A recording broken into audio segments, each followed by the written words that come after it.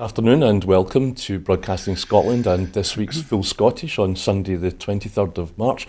My name is Brian Liddy and I'm joined today by, forgive me, on this programme this week we're delighted to be joined by the musician, writer and commentator Pat Kane of Hue and Cry fame. Good afternoon, Pat. Hi there, how you doing? Very good, thank you. Thanks for giving up part of your weekend. And we're also delighted to welcome Dr. Philippa Whitford, former MP for Central Ayrshire and a cancer surgeon who has worked to help developing health services in Gaza. Thank you for, again, likewise, Philippa, for giving up a big bit of your weekend. You're welcome, Brian. So, to start, we will begin with today's Ukraine update, and today is the 1124th day of the war in Ukraine. Talks between the US and Ukrainian officials are scheduled to begin today in Saudi Arabia. A Washington source briefed on the planning of the meetings said the US side would be led by Andrew Peake of the National Security Council and Michael Anton of the State Department. After US officials meet the Ukrainians tonight, they will meet Russian officials on Monday. President Zelensky said earlier this week, however, that Ukrainian officials would be present at the talks involving both US and Russian officials, but they would not be in the same room as the Russians.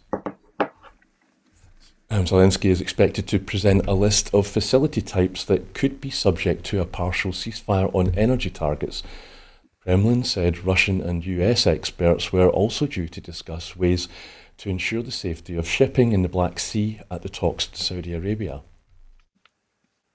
At least 3 people were killed, including a 5-year-old child, and at least 10 others injured as Russia launched an overnight drone attack on the Ukraine's capital, Kyiv, hitting apartment buildings and causing several fires throughout the city.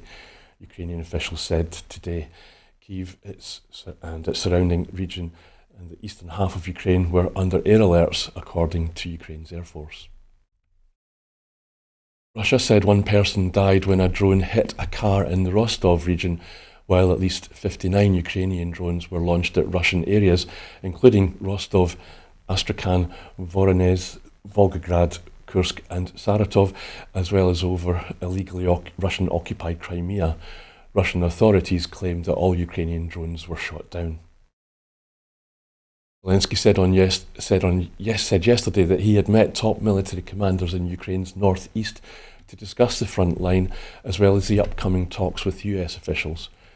In social media, Zelensky was seen in Kharkiv, a frequent target of Russian attacks. He said he discussed frontline sectors in Ukraine's east, as well as in western Russia's Kursk region, where Ukrainian troops remain 7 months after a cross-border incursion.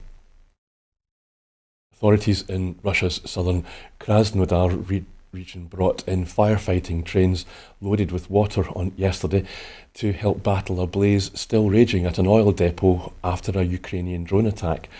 Regional officials said 4 trains were drafted into the site at Kharkazskaya, where the fire first broke out last Tuesday. Firefighters were tackling a fire still burning at one of the tanks at the site, covering 1,250 square metres, while also trying to cool other equipment at the site. On Friday, depressurisation of the burning tank triggered an explosion and the release of burning oil, Russian officials said.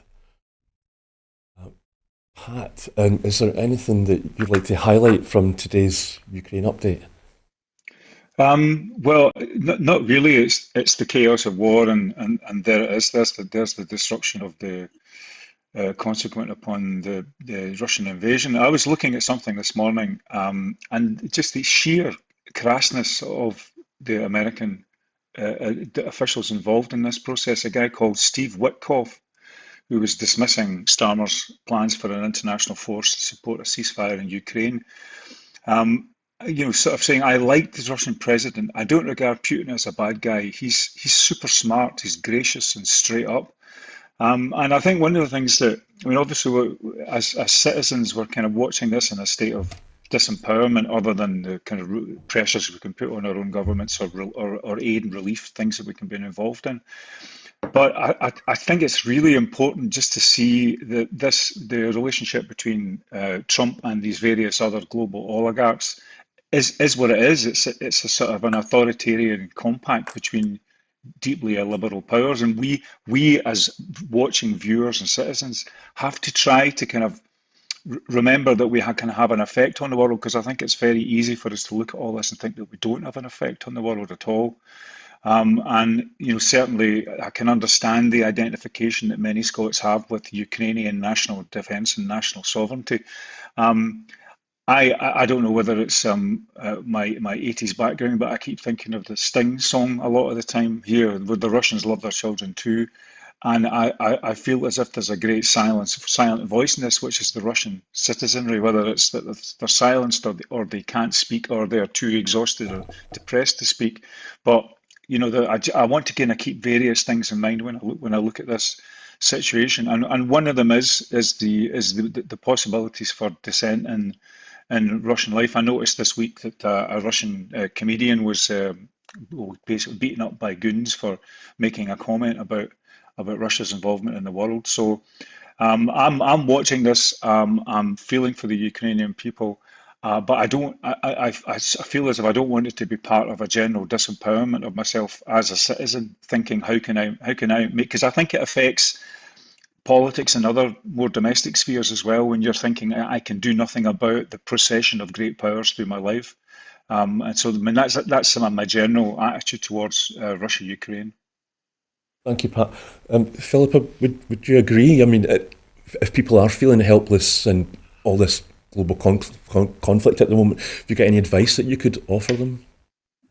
Well, I mean, I totally agree with Pat, and I have to say, my grandmother's phrase, "the world's going to hell in a handcart," has never seemed more apposite than now. I'm not somebody prone to despair. I'm usually, if there's a problem, let's get off our bahookies and fix it. But I think there's so many moving parts. It's very easy for us as ordinary citizens to feel just totally disempowered, and that we could make no difference. But as Pat's talking about the oppression of ordinary Russian citizens, which makes it very difficult for them to speak out. Now, while we have all the public order acts and things that are undermining our right to protest here in the UK, we don't face anything like the threat to life and limb that we're seeing in other countries. And therefore, that actually means we have more of a duty to make sure that we pressurize our local MPs or our government to abide by international law and to actually have a better vision for a more peaceful approach to the world.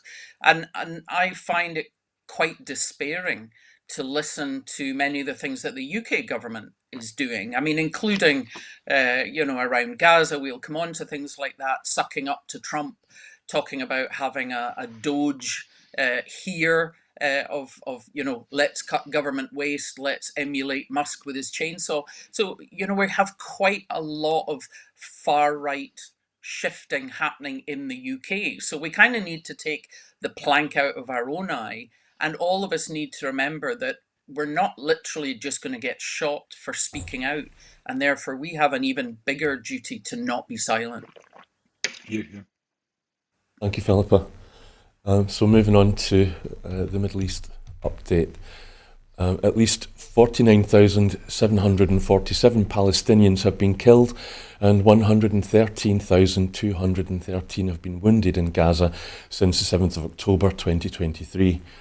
As Israel intensifies airstrikes on Gaza, the ceasefire agreed in January has been ignored, and now Israel and the US are proposing a new plan for a truce with the release of Israeli hostages, but no release of Palestinians is mentioned. Philippa, you've always had a personal relationship with Gaza. You worked there as a surgeon in the Al Ali hospital during the first Intifada.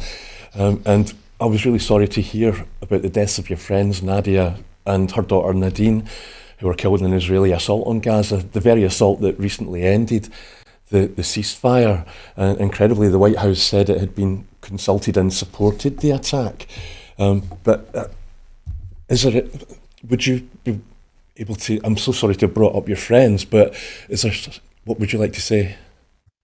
Well, I think one of the biggest casualties in Gaza is actually international humanitarian law itself. with our government, German government, US government defending the indefensible, there is no position of moral authority left for Western leaders if China invades Taiwan, if Russia decides to nuke Ukraine, whatever it is. We have undermined what we thought we had established as some kind of international order. And we had a ceasefire, which actually had been on the table since last May, but was only finally enacted in January. And then, without inclusion of the Palestinian side at all, Netanyahu and Trump decide that they can actually change the rules and change the boundaries. So all the hostages have to be released. No more Palestinians should be released, or they will literally just pound Gaza into the ground. And we heard that appalling statement from the Israeli Defense Minister Katz, speaking directly to Gazans, saying, if you drive Hamas out, we will allow you to be ethnically cleansed to other parts of the world. If you do not, we will literally release what you have not seen the likes of before, and we will destroy Gaza. So, choose which war crime you want to be subject to was the height of that. And obviously, all of us were glad to see the ceasefire start. I'm a member of the Scottish Palestinian Health Partnership, which is other people like myself who, even in recent years, we've worked in Gaza and the West Bank, directly with clinical colleagues. And to watch that come to an end with what was actually one of the deadliest nights of the war, over 400 people killed in the early hours of Tuesday. And I basically just got a WhatsApp from another colleague, friend, breast physician who had escaped to Egypt last year, kind of expressing sympathy about Nadia, but I hadn't heard at that time. And then to hear that both Nadia and Nadine, who had been in the tent camp in Mawazi, but as with others, they'd been encouraged under the ceasefire to return to, I wouldn't say to return home because their home is destroyed, but to return to the site of their home. And then suddenly Israel releases this relentlessly intense bombing campaign. And of course, now they have reinvaded. And one of the most annoying things to see was their destruction of the Turkish Friendship Hospital, which they had been using as a base, which is why it had survived when other hospitals have been destroyed. But they completely demolished it in the last day or so. The only specialist cancer hospital left in Gaza. Now, Nadia is someone that I've known since 1991. She was one of our radiographers. She had studied in Germany, so very cheerful, very cheeky person. Used to tease Hans in German. And we've been in WhatsApp contact throughout the war. And our last exchange, as I shared in social media, was us looking forward to my return to Gaza and to be able to give each other real hugs in the real world and not just emoji hugs. A lovely, lovely person. And I had been helping her daughter, who's a medical student in Egypt, trying to get Nadia and her 3 daughters out. And it's $5,000 a head. And we'd managed to organize that money at this time last year. And then Israel shut the Rafah crossing. And so no one had been able to get out after that. And I find it heartbreaking that they survived 15 months of war and were murdered during a supposed ceasefire. Yeah. Thank you for sharing that with us, Philippa. I really appreciate it. Pat, you've got a weekly column with The National, and I saw a photograph just a few days ago of a month-old baby that was pulled from the rubble in Gaza after that Israeli airstrike. And last week's attacks have been during the Muslim holy month of Ramadan. Is there anything that you'd maybe want to add? Well, I mean, the 2 burning thoughts in my head in the moment is just the sheer total paradox of the Israeli state wanting to be rid of Hamas, while its very actions are recruiting generations of permanently mobilized Hamas supporters, not just within Gaza, Palestine, but in the wider region. I mean, I can't imagine, even by their own self-professed requirements for ultimate security, their actions are generating ultimate insecurity for them as the years go ahead. The other thing I wanted just to bring today was I was reading Paul Rogers in the Open Democracy site, and he was noting quite sharply how much the UK, out of almost almost on their own internationally, have been supporting the Israeli effort. They provide military training for the IDF, they support spy flights, they conduct arms exports. There's so many meetings between senior Israeli military and their military and political counterparts in the UK. So there's got to be an element of pressure. And actually, as Paul Rogers says, Britain is probably geopolitically in a position that it can say to the Israeli regime, this is a self-destructive strategy. You must not pursue this apparently genocidal strategy because it will worsen the conditions that you actually want to bring about, the safe conditions for your existence of your nation that you actually want to bring about. I wonder, I think this is a classic example of the pressure that can be brought to bear by British citizens, Scottish citizens upon the existing government, because we do seem to have, the downside is that we are going to be seen as complicit in these terrible atrocities. Maybe there's an upside that we have some geopolitical or diplomatic strategy or influence that we can apply to the situation. But it was very interesting just to read and enumerate the piece enumerated in Open Democracy just how structurally and materially collusive with this process the British government is, and it's a fact of eternal shame to us. Thank you, Pat. Philippa, but we are actually out of time on this one, but Pat mentioned geopolitics. Did you know that the President of Mexico, Claudia Sheinbaum, she's officially recognised Palestine as a state? It's even more significant because she's actually Jewish. Excuse me. And she supports human rights in Palestine, and she's criticised Israel's attack. Is that something that you think Britain could do more of? Oh, absolutely. I mean, I've said for years while I was in Westminster, speaking on the subject, how can the Western leaders keep claiming to support a two-state solution if they don't recognise two states? So, I think that's basically a minimum requirement. And there are other European states that are kind of in the position of wanting to think about it, maybe wanting to do it, but nobody wants to be first. So, that's the kind of thing with the British responsibility, both through Arthur Balfour and the British Mandate after the First World War. Britain has a responsibility for Israel and Palestine, and therefore this is something that they could lead on. But unfortunately, they seem to be hiding from that. But I would really echo what Pat says. While we might talk about, do we get another few weeks of ceasefire? Because that's all that is on offer if all the rest of the hostages are released. But what follows sounds now to be that Israel has accepted Trump's suggestion of you ethnically cleanse the Palestinians and you build a casino state. So, there has to be a process that recognizes Palestinian sovereignty and has a vision of a place and a time where both Israeli and Palestinian citizens have both rights and security, and only a just peace will ever secure that. Thank you, Philippa. And now to Trump's America. In Trump and Musk's America, the zone continues to be flooded with more outrageous executive orders and with attacks on the judiciary and on the press.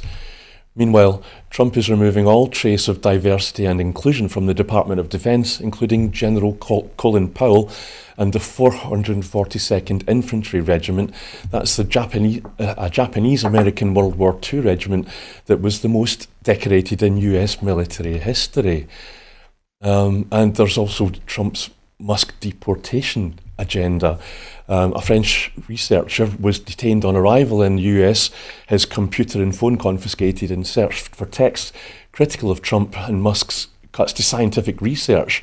And as a result of those texts criticising cuts to scientific research, he was deemed it was deemed hatred of Trump and was described as terrorism. He was deported the very next day. Philippa, what do you think of what's going on in Trump's America? Well, I think we knew from Trump's first term that, he was not a big fan of NATO. He was certainly not a fan of the World Health Organization or the UN, and that we would face the sort of danger of defunding some of these very important international institutions. But I think what has maybe caught more of us kind of unprepared is his literally destruction of American infrastructure. Obviously, what you're talking about, this attack on diversity and inclusion. On top of the French researcher, we also saw a professor from Brown University who was Lebanese, but been in America on a highly qualified visa since 2018, just suddenly deported to Lebanon. So we have all of that going on, and what that is leading to is really quite bizarre things. There was a scientist, because they're culling these words: diversity, inclusion, disability, gender, sex, etc., from research papers. There's literally research papers that can't be published because they may, in a medical sense, be talking about this condition occurs in women but not in men. I mean, that's quite bizarre. And there was even a scientist talking about his paper had been pulled because it was talking about diverse microbes. So obviously, some idiot somewhere is just word searching things. We've seen really important public health databases being frozen and shut down. So, collecting maternal mortality, so women who die in childbirth, we know that the deaths of Black women and ethnic minority women are much higher. And we see that tragically even in the UK. And suddenly this data won't be published and won't be collected. So you're talking about there will be deaths going forward for years in America because there is now this decision to not know about what are the threats to the public, what are the threats to health. And of course, we had that completely bizarre nonsense in his speech to Congress, where he talked about the transgender mice, when in actually what it was talking about was transgenic mice Genic, that had nice. been funded. And these are these mice which have human genes implanted in them have been a staple of laboratory research for years, which allows certain conditions to be studied. And yet he's talking about Biden funding the kind of transitioning of male to female mice. I mean, that level of ignorance, and yet making these ridiculous executive orders on the back of it. Some of it may sound funny, a lot of it sounds bizarre, but both Musk slashing the staff in really important departments, the kind of culling of certain words from medical research papers, National Institute of Health and others simply not allowed to put out any statements or publish research. I mean, he's destroying the entire internal structure of America, but particularly its scientific and medical research. And I think there will be an enormous brain drain from America. This will be an opportunity for Europe, come and study in European countries, access Horizon, etc. But I don't think, certainly I had not predicted that we would see Trump wanting to utterly destroy the internal structure in America the way he's doing. Thank you, Philippa. And damn those, what was it you called them? Diverse microbes. And as for those mice with ears on their back, which is, as you say, it's helping people survive cancer. Pat, I'm wondering, are you aware of Trump's banned words? Mike Small of Bella Caledonia has written a piece.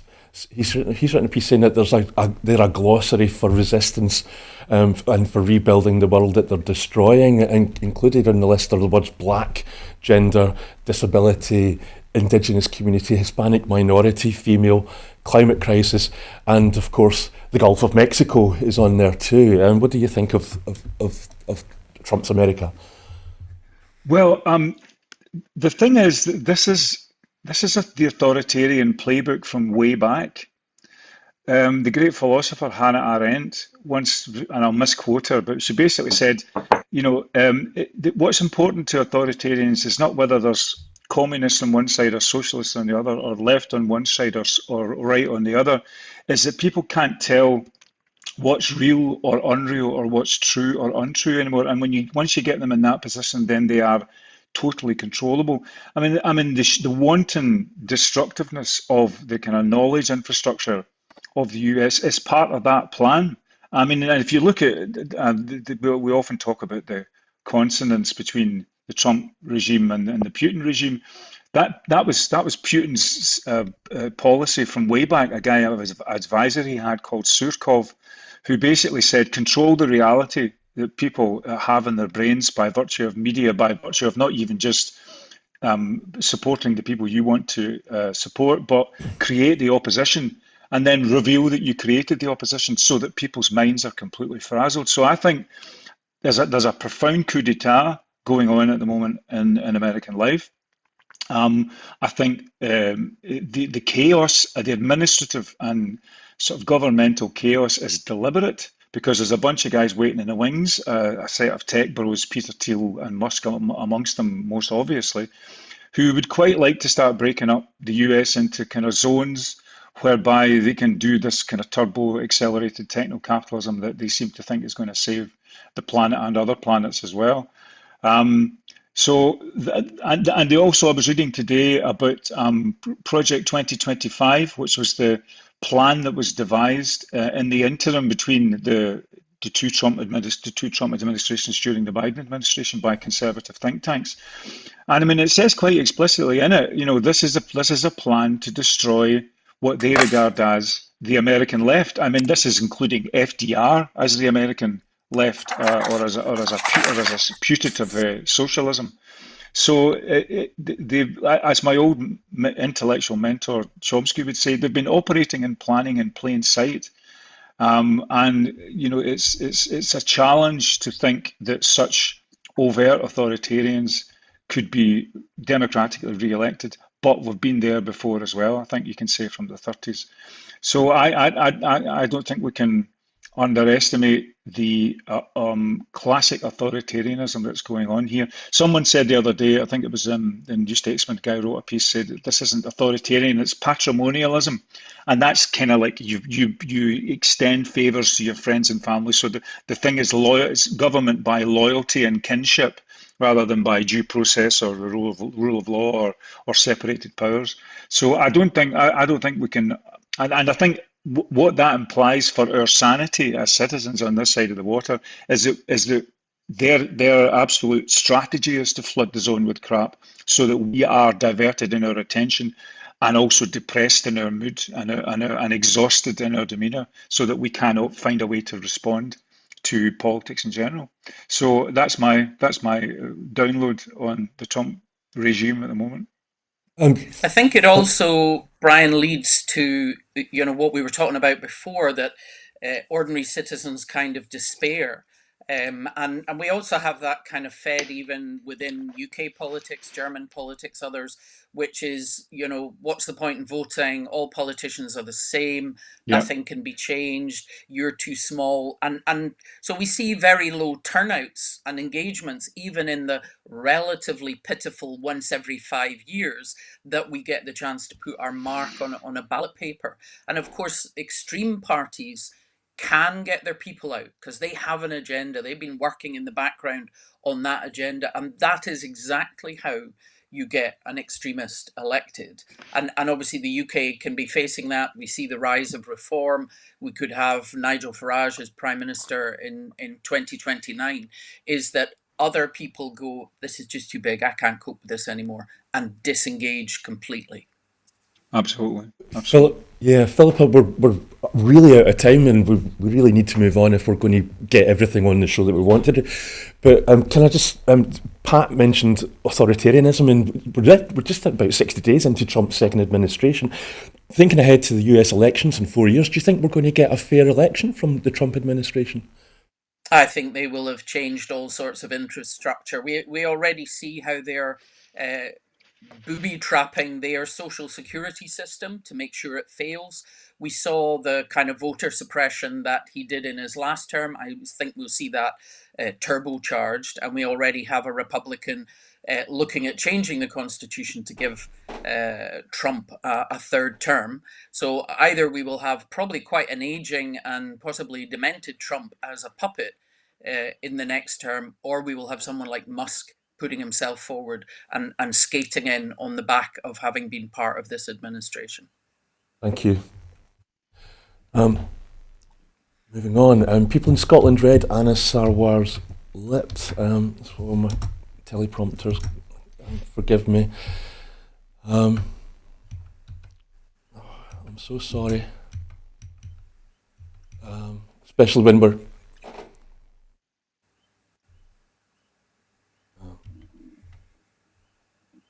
people in Scotland read Anna Sarwar's lips, and many voted Labour because he said there'd be no austerity under Labour. But with Starmer and Reeve's £5 billion cuts to social security and more cuts to come in the spring statement, which Kemi Badenoch described as an emergency budget in last week's PMQs, Dave Duggan's SNP MP described Rachel Reeves as a Tory tribute act. Philippa, Pat, was Mr. Duggan being unkind when he said that of the Chancellor? I don't think so. But there's so much to dig into here. Everything depended in the Starmer project on a raised spectre of growth that was going to lift all boats and pay for all deficits and redeem all sort of social gaps that had existed. I don't know that growth, other than military-industrial growth, which of course is the great irony, the classic shipbuilding song from Elvis Costello, whereby the communities are sustained by an increase in war and military spending. So that looks like it's come. So maybe they will get their vaunted growth, but at what cost? I was looking at the top 20 conditions that require PIP payments. The top one is arthritis. The second one is mixed anxiety and depression. So I think that's very interesting. And I think further down, there's bipolar order and depression is number 7. So if the number 2 is mixed anxiety and depression as a consequence of disability payment, we'd have to ask asking questions why that's the case. There could be there's a range of factors. Certainly, I think COVID and its impact has barely begun to be properly registered in societies. I think we've clearly been damaged by the virus, whether it was a zoonotic virus or an engineered virus, we don't know. But I think that there's an understandable, I think it's partly a theme we've been developing in this show so far, of understandable depressiveness or susceptibility to depressiveness in populations at the moment. I think it's particularly acute amongst young people who are being presented with something that looks like a terrible future with many less possibilities than their parents thought that they might have. And also, I think that there's an awful lot of I would say soul searching about the point of actually going out and doing a job which is either dull and repetitious and ill paid or underpaid in terms of coping with the cost of living, or is threatened on the horizon by automation of various kinds. I mean, another big part of our headlines is the fact that we have AIs that are going to be smarter than us. And so I think there's an awful lot of reasons for people to have mixed anxiety and depression. And I think we're nowhere near addressing the good spirits, how to generate good spirits amongst the population, in terms of what people think they have a future in terms of what gives them hope towards a brighter horizon. I mean, I think in Scotland there is always the possibility with independence to begin to talk about what that horizon is and what the pathways to hope are within the powers that we have, and completing those powers will give us more tools to give more hope to populations. But I think that number 2, mixed anxiety and depression, is a warning sign, and because I think people who are in that mood state are, as Philippa was saying before, susceptible to having the worst triggers in their nature: fear, anger, hatred of the other, being pressed by clever, maleficent ideological operators. And so I think that's a sign of deeper problems than the obvious ones about welfare and payment for welfare and prosperity. Thank you, Pat. Is that kind of what your new project Spring is about? Yes, Yeah. it's a glass half full, as opposed to glass half empty approach to life in general. But certainly, I think there's an urgency about mood and about not just empty hopefulness, but tactile hopefulness. My great colleague Leslie Riddoch was writing at the weekend, just at the beginning of the weekend, about community energy projects.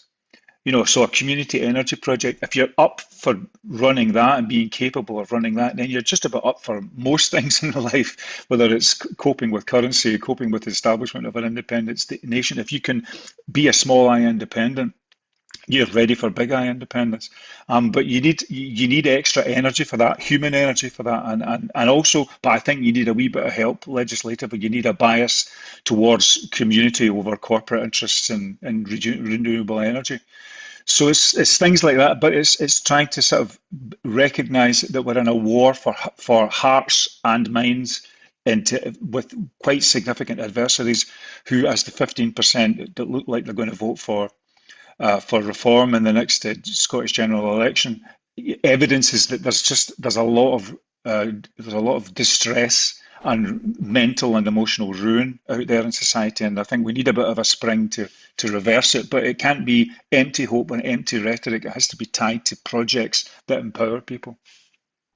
Thank you, Pat. Uh, Philippa, Anna Sarwar this week said that net spending is going to go up under Labour government, which he said was the very opposite of austerity.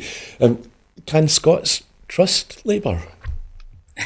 I think Scots already know the answer to that, and many Scots who voted Labour to get the Tories out will already have buyer's remorse. I mean, we already see some of Sarwar's own MSPs, Monica Lennon, Carol Mochan, and so on. Neil Findlay, obviously former Labour MSP, speaking out against this because, I mean, what he's talking about, I mean, that's just 1984. Ignore what you see and say what the party tells you to say. It's just complete nonsense. I mean, we have spent the last 20 years trying to get a recognised parity between mental ill health and physical ill health. So there's been huge attempts to have that recognition. And literally, in her approach, Rachel Reeves and Liz Kendall are just putting a pen through that. If you have mental illness, it's not really an illness. You just need to pull yourself together and get on with it. And of course, Liz Kendall has made this announcement with no detail. So for people who are suffering from anxiety and stress, possibly combined with depression, as Pat says, but people who are struggling with the cost of living, for whom every pound coin is a hostage, that in itself will generate stress in people without any underlying vulnerability. And now they're sitting there listening to the news and the discussion, and they have no idea whether their income is maybe going to drop by thousands of pounds a year. And the thing is, we've been going through austerity for the last decade and a half with all the promises that were made by Osborne that he would balance the books in 5 years. Austerity doesn't work. It basically might look good on a Treasury balance sheet for about a year because they're not spending money, but then it damages local communities and local economies. So you end up with dead high streets all over the country. That increases unemployment. That means you've got a lower tax take going back to the Treasury. So you cannot get out of this by austerity. It simply keeps shrinking your economy. And when you have on top of that the ridiculous hike in national insurance, which makes more employers think, well, I can't afford those jobs. They either cut jobs or don't bring on new jobs. We're going to see a surge in unemployment just when support for people is disappearing. But I think something that we have to emphasize about the personal independence payments, they're not to do with whether you work or not. They are an attempt to balance, if you like, the income of people who have a significant disability, because being disabled costs. because our world has not been designed to include disabled people in the way that would give them a quality of life. So PIP is to allow people to be more mobile or to have a little bit more help at home. It's regardless of whether you're working or not. It's regardless of your income. So the way it's being described is ridiculous when that is one of the main targets. And the other thing is taking away the health component of universal credit completely for anyone who's under 22, and also cutting it in half for new claimants. So you have that this whole health side is being taken away.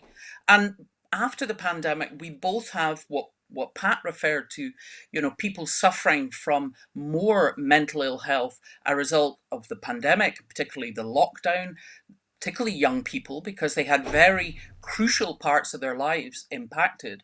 But we also have that all four health services across the UK are struggling to catch up with the backlog. So there will be people who are unable to work because they're waiting for an operation or a treatment or even a diagnosis. So, this is just a red pen to save money on the balance sheet. It does nothing to actually look at how do you get your population to be as well as they can be, to reach their full potential, to contribute to society and the economy. And that is a well-being economy. And that's obviously the attempt that Social Security Scotland takes. We don't have PIP in Scotland. It will be gone by the end of this year.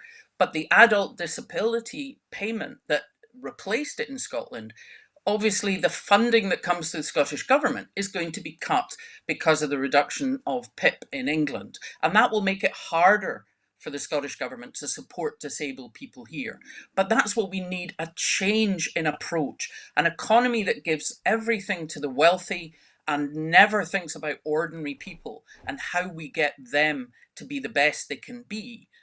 By promoting their well-being, will never be a successful economy. And we know that when we look at the small economies that are the most successful, they're the small Nordic countries who do exactly take more of a well-being approach to their individual citizens so that they can contribute to the quality of our society and the wealth of our economy. Can I speak for the nation and wondering when Miss Whitford is going to be part of frontline politics again? Because that was absolutely brilliant. Well, Don't answer that now. No. I've retired. It is in inverted commas, as my husband laughs. But I'm back on the road. I mean, we met in 2014 in various venues. Indeed. I was down in Biggar in the autumn giving a talk on the well-being economy, because this is exactly when you Yes. talk about having that real hope. It's how we could build that better nation by investing in a well-being economy. I mean, the Scottish Government can't even set a minimum wage. We can't set a living pension. So there's things they do. The Scottish Government have more well-being policies than any other of the UK governments. But the problems we have are driven by the kind of economy we have, which exploits people and planet for profit. And without independence, we can't change that. But with independence, we can. And it's that kind of topic that we need to be talking about to convince those people who think that all you do is change the letterhead with independence. No, it actually gives us the power to build ourselves as a much, much better nation, not just for a nebulous thing like the economy or GDP, but literally for everybody who lives here. Testify, sister, testify. Yeah, it's rousing stuff. There's going to be vacancies coming up. We really need to move on, but there's going to be vacancies coming up in Holyrood next year, I believe. No, I think my job is going around the country and getting that majority up. We will not be independent until a majority of people here believe in it. And that's all of our jobs, no matter what party or movement you're in. If you want independence, you need to be talking to people about the opportunities of independence. As Pat says, real hope and vision for the future. Thank you. So moving on, and earlier this week, Police Scotland issued a statement telling us that a 73-year-old man arrested on the 18th of April 2023 and a 54-year-old woman arrested on the 11th of June 2023 had not been charged and were no longer under investigation. It turns out that they were talking about Nicola Sturgeon and Colin Beattie, who have been cleared of any allegations. There's still an ongoing case, obviously, for Peter Murrow, we've got to be careful about, but questions are growing about Operation Branchform. Philippa, would you say that one of the first questions that should be answered about Operation Branchform is who agreed to the blue tents in the Sturgeon's front garden? That was certainly quite bizarre, and of course set the tone for the narrative around it. I mean, obviously, I wasn't in Holyrood. I'm not involved in Police Scotland, and therefore, I have no insider information on how any decisions were made. But what I certainly have seen, not initially, but it basically grew and grew, was the political impact of Operation Branchform. So when I was going into a school, a local school last year, talking to a modern studies class, and they were talking. The pupils were talking as if a case of embezzlement by the SNP had been proven, and I think that's very much what the public were given. Yet the police need time to prove this, but the SNP have been embezzling money that was given to the SNP. Well, in actual fact, if anything, you would think of them more as the victim rather than the embezzler. But the kind of play by the media on that hung over the entire of the general election last year.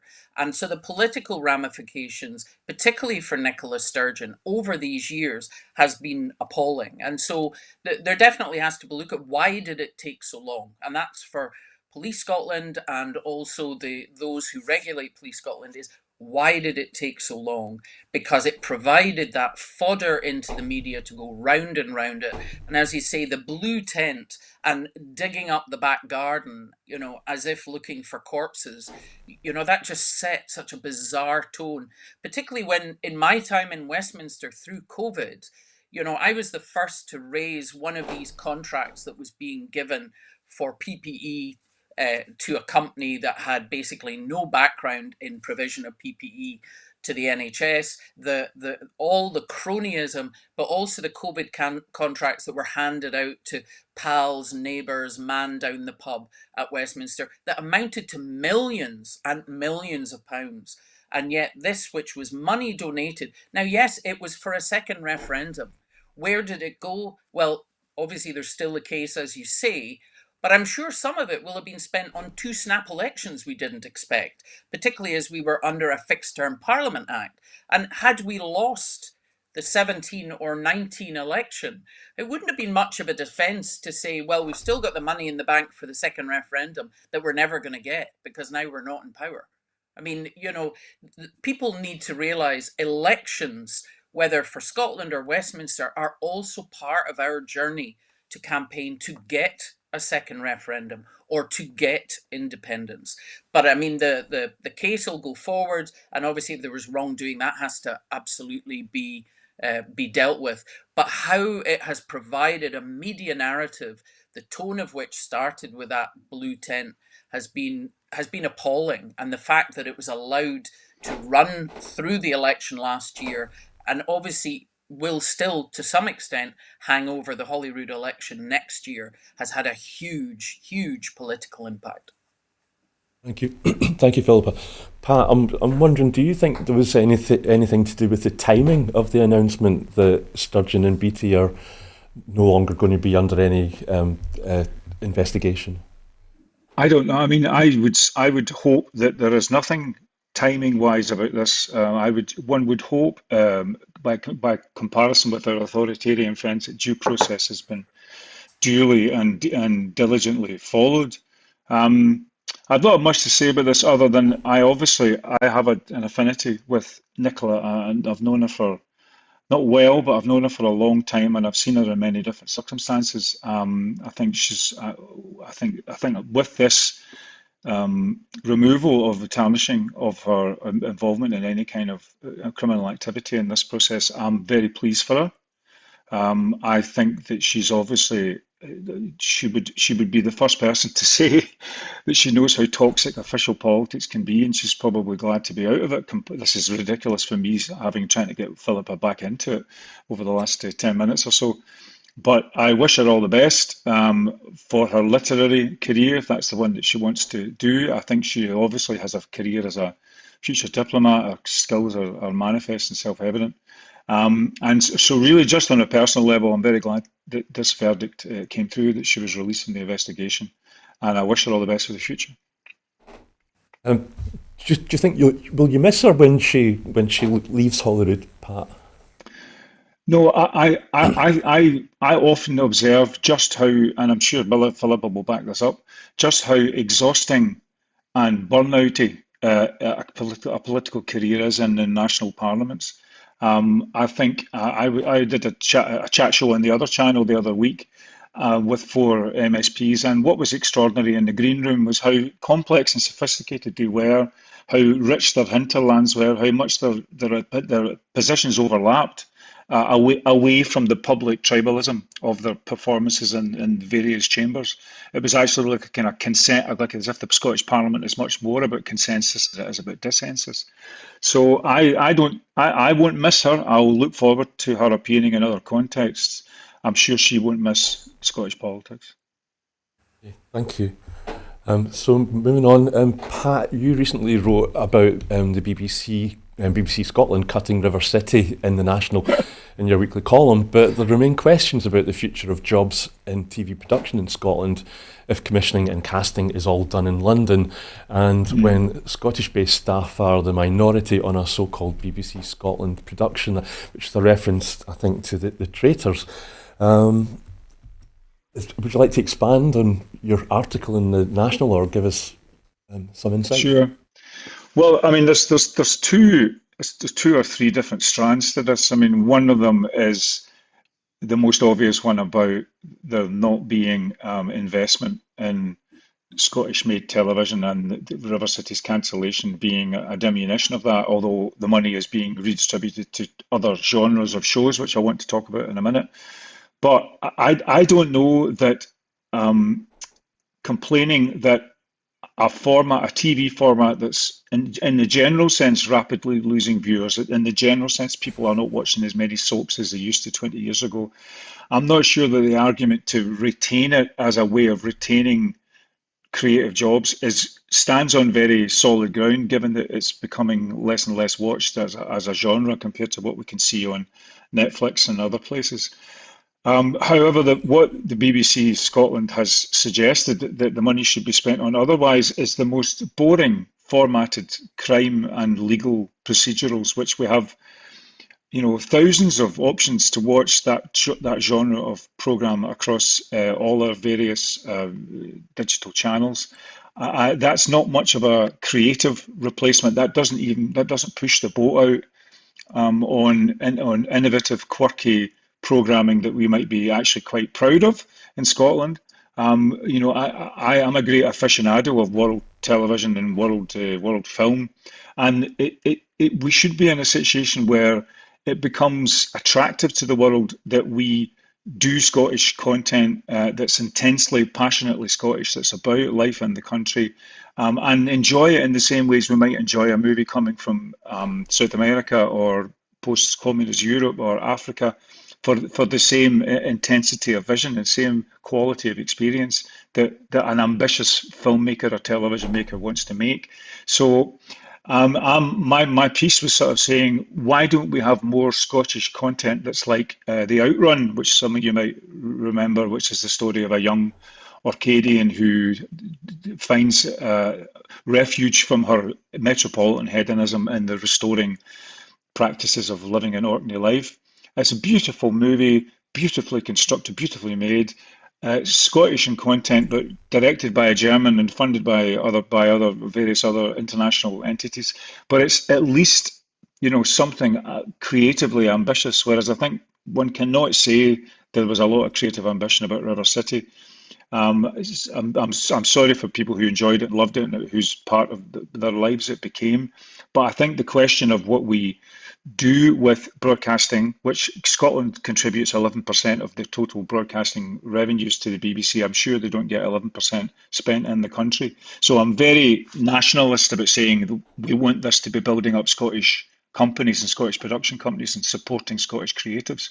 But there has to be more ambition about what we're making. And when you think about the novels, the plays, the historical moments, why are we pouring money into police procedurals that happen to be set in Aberdeen or the Shetlands or whatever, and not being more aesthetically ambitious? Thank There, you, there's Pat. my line. Thank you. And Philippa, I don't know if you've read Pat's piece, but it kind of made I me did. start to think, what would a Scottish sci-fi series look like? But Precisely, yeah, precisely. but my question to you is, Well, sorry, go on. oh no, it's okay. I was just going to ask, this is the funding for BBC Scotland. Did it ever come up when you were in the chamber in Westminster? But you might have Well, something more interesting to say in the final minutes. Please go on. yeah, yes. I mean, obviously, one of the big battles when I was on the Scottish Affairs Committee and within Parliament, very much spearheaded by my colleague Gavin Newlands, was even getting Scottish sport covered and allowing that people would see the major Scottish games. And of course, that is now, I mean, we don't know if it'll be permanent, but we now have an agreement to cover on terrestrial TV Scotland's international games, and that's a big win. And I pay tribute to Gavin because he literally slogged on that for the last 9 years. But we've seen it. I mean, part of it is the BBC. We've also seen it with Channel 4 that we're starting to see the attempt to devolve funding and structure and training is kind of in reverse at the moment, and it's particularly disappointing from the likes of Channel 4. But I would totally agree with Pat. I mean, I have to hold my hands up, and many of my friends and parliamentary colleagues know that I'm a big fan of Korean drama. And I came across that in during lockdown, and in comparison to our drudgery, dreary, grey police procedurals, they're so creative. I mean, things are, whether it's a period drama or a modern, there will be sci-fi, there will be parallel universes, there's, kind of past lives. It doesn't matter what. It's incredible. And also how they will layer onto what you think you're going to watch a romantic comedy. But actually, there'll be a lot of commentary on society, and there will be a lot about the darkness within South Korean society. And if you're an enjoyer of international cinema or television, you quickly get used to subtitles. And that would mean we wouldn't need to have, when Scots are speaking Scots or even speaking English, they're told to tone it down, or, Gaelic is a minority sport, so we're not interested. You know, on Netflix, you will find a ton of dramas and films that are international that are with subtitles. And to me, I think that if we were having these stories, as Pat says, more creative, more out there, more challenging, taking the beauty and the quirkiness of Scotland and then making that an interesting story that kind of reflects us but in a quirky way, I think there would definitely be a market for that within Scotland and internationally. I mean, how many Taggarts can you watch? Taggart, Lewis, all of these Morse. We've been watching the same program basically over and over and over for the last 40 years. So something different, but we do need that funding in Scotland to nurture Scottish talent and Scottish ideas. Thank you, Philippa. Pat, we really are out of time, but just quickly, do you think BBC Scotland has been just trying to find the next Taggart? Is that part of the problem? I think they have an idea that if they produce according to sort of accepted formats, that they will be somehow distributed throughout the world on that basis. I think the Squid Game would be the kind of obvious one to cite, but I think it's mediocrity. It's a mediocre vision. Crow Road would. I mean, I go back to John Byrne and your feeling your cheating heart and I Tutti think there's frutti. I think there's just a lack of aesthetic ambition, and I mean, but it's difficult. I think it's difficult if we were in a post-independence situation, I think there would be a surge of energy to tell Scotland's story to the world in a way that is part of soft power. And so I think there would be an impetus. At the moment, BBC Scotland is classically trapped in a kind of, we must preserve some kind of Scottish interests, but we can't push it too far, or we can't be too vainglorious or too overconfident. I mean, where is the TV series on the Scottish Enlightenment? A dramatic series on the Scottish Enlightenment. Just take those decades as an extraordinary tale to tell to the world about Scotland. It's never been done. It's not even been thought about as if it would be dramatic. Whereas if we were thinking about the run up to the American Revolution, there's been drama after drama made by that, obviously because there's and I can also think of the same for Danish television. There's an awful lot of Danish history involved in Danish television as well. It's a wee bit the structural limitations, mental limitations of devolution, but also I think a lack of ambition in BBC Scotland, I'm afraid to say. Thank you, Pat. So I suppose Tutti Frutti shows that it can be done, and then we should probably shouldn't leave without mentioning Outlander, because I know that I bump into tourists that have come to Scotland because they're fans of Outlander. But that's it for this week's Full Scottish. But before we go, I just want to remind you that here at Broadcasting Scotland, we depend on the generosity of you, our supporters. So to everyone who has donated and to everyone who has signed up to make a regular monthly payment, we thank you very much. We were £16,000 short of our funding requirements last year, and that's left us short of the money that we need to pay our bills. Our costs are about £4,000 every month, and we receive donations of about £2,500 regularly, for which we're hugely grateful. We have raised over £7,500 this year so far, but we still urgently need to raise at least another £4,000 by the end of this month if we're going to be able to pay our urgent bills. Our programmes will always be free to view. However, if you can afford £5 a month, please do consider becoming a Broadcasting Scotland supporter, or please just donate whatever you can afford. So that just leaves me to say thank you to our guests, to Philippa and to Pat. Really appreciate you giving up a huge chunk of your weekends for us, and your contributions. I really appreciate that. You're welcome. You're most welcome. Thank you, and hope to see you again. So goodbye, and thank you for watching.